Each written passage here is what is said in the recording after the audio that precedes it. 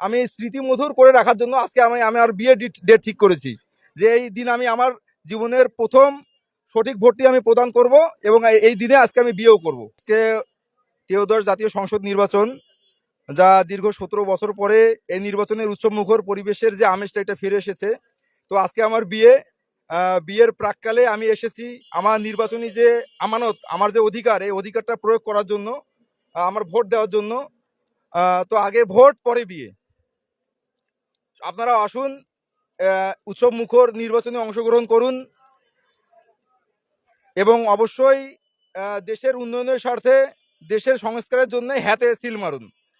এটা এই এই যে আমি যে আজকে বিয়ের ডেটটা ঠিক করেছি, মূলত আসলে আমাদের যে এই যে অর্জন, দীর্ঘ 17 বছর যে আমাদের যে ভোটদান থেকে আমরা যে বঞ্চিত ছিলাম, এই অধিকারটা আমরা ফিরে পেয়েছি। এই দিনটাকে আমি উৎসব মুখর এবং এই উৎসব মুখর দিনটাকে আমি স্মৃতিমধুর করে রাখার জন্য আজকে আমি আমার বিয়ের ডেট ঠিক করেছি, যে এই দিন আমি আমার জীবনের প্রথম সঠিক ভোটটি আমি প্রদান করব এবং এই দিনে আজকে আমি বিয়েও করব।